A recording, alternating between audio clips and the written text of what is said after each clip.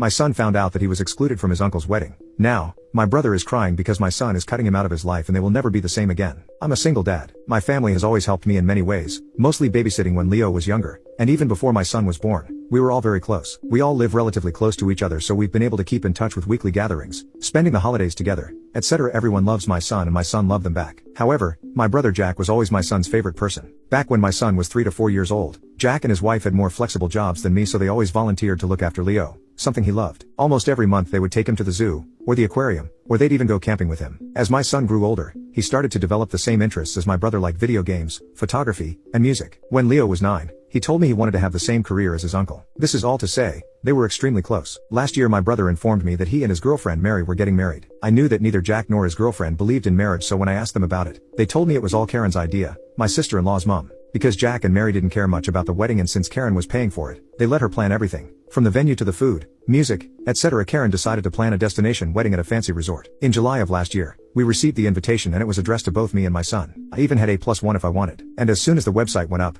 I tried to make a reservation for our hotel room. I should clarify that I had to call the hotel to make my reservation because the link wasn't working and I really couldn't risk not getting a room. When I received the email confirmation, it said room for 2 adults, but I didn't think much of it and just assumed it was an error due to the language barrier with the hotel guy. I also bought the plane tickets for us around the same time. Fast forward to January, less than a month before the wedding, when my sister-in-law called me crying saying that Karen had made a mistake with the venue. Apparently, the resort was for adults only, so they didn't allow anyone younger than 16. My son was 13 at the time. I asked her if it would be possible for Leo and me to stay in another hotel, but they told me the whole resort was child-free, so my son wouldn't even be allowed to attend the ceremony or the reception. I was disappointed and I told my sister-in-law I'd talk to my son about it. I knew how excited he was about his uncle's wedding, but she insisted both her and Jack wanted to tell him in person. Honestly, my son was devastated. He started crying as soon as he was told he wouldn't be able to go. He pleaded with them and even offered to give them all of his savings so they could move the wedding. After 30 minutes of this, my sister-in-law got frustrated and just told him that he was being selfish and that this day wasn't about him. Leo eventually apologized and went to his room. After the wedding, my son just stopped talking to my brother. If Jack sent him a message, Leo would just ignore it unless it had something to do with me. For example, he would only reply if Jack asked him to tell me something because he couldn't reach me, etc. On our family gatherings, Leo would only respond to small questions like, "Can you pass the salt or help grandma with the plates?" But he would ignore my brother if Jack or Mary tried to start a conversation or ask him about school, etc. A month after the wedding, Jack and Mary offered to take him for a special vacation during spring break to make up for the wedding. But my son just ignored them and he later told me he didn't want to go with them. It was heartbreaking because I knew how much he wanted to go to that place and I wasn't able to afford it yet,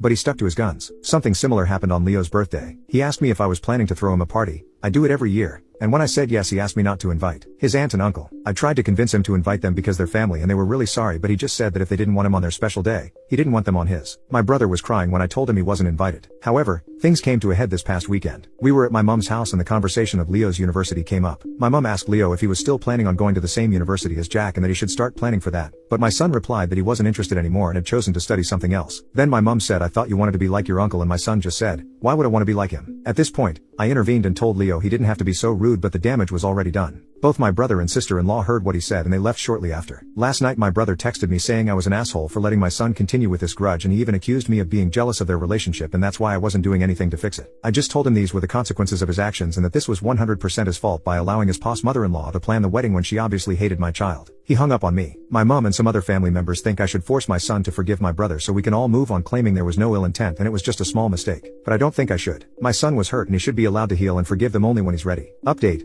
I informed my mom that both Leo and I would stop going to the family gatherings until things calmed down and, more importantly, until he felt comfortable again. She was understandably upset, but I think she finally understood how much she had been hurting Leo. What surprised me is that my mom told me that Jack had become depressed, so she was worried about him. And that's why she was so insistent that Leo should forgive him. I basically told her that if we forced Leo to forgive my brother, we risked pushing him away from us. As for my sister, she was also sad when I told her we'd stop going to the family gatherings, but she said she understood. However, she suggested we make our own weekly tradition so the children can still hang out. And that's what we've been doing for the last couple of weeks. We decided my nibblings would come to my house one week and then Leo would hang out at hers the next. So far it seems to be working and Leo is happy with this arrangement. I think it helps that he isn't being pressured by the adults expecting him to talk to his uncle. I texted my brother asking him to meet me so we could talk. I had told him that I wanted to speak with him alone so Mary wasn't present. Jack immediately apologized and said how much he regretted what he had done and the things he had told me. He confirmed what I already suspected and said he was stressed because of the constant fights with Mary. He mentioned that he had considered divorce because of how bad the fights got. I may seem cruel here, but I basically told him that I didn't care about that. What I wanted was for him to tell me the truth about what the hell had happened. Jack maintains that he didn't know about the venue being child-free until last November. However, like many of you suspected,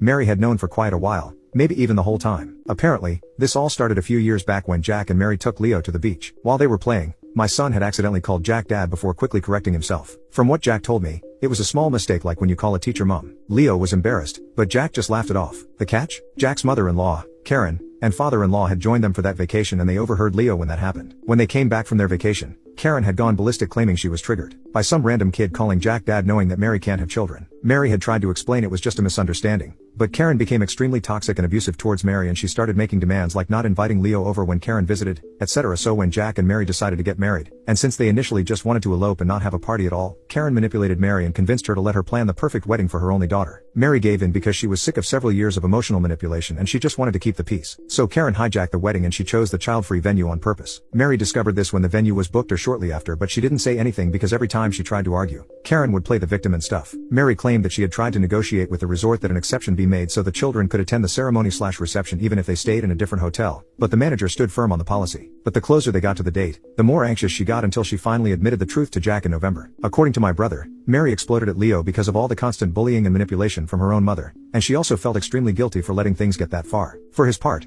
Jack said that if he had found out before, he would have stepped in and cancelled the wedding rather than exclude Leo and my sister's children. But by that point a lot of people had already booked their flights and hotel rooms, so cancelling wasn't an option. In the end, I told my brother that none of that excused the way they had behaved, especially his wife. She was a 40-plus-year-old woman picking a fighting with a kid. She had yelled and called him selfish when all Leo wanted was to offer the £2,000 he had saved so he could be part of Jack's special day. I reminded him that Leo looked up to him and considered his hero, and he had let him down. He had shown Leo that he wasn't important to him the way Jack was important to Leo. I also told him that I would keep supporting Leo on going no contact and I'd be going low contact with him myself. He asked me for a chance to apologize to Leo, but I told him he had already apologized. All he could do now was wait to see if one day my son would accept his apology. Jack seemed hurt, but he told me he would respect our wishes and give us time and space.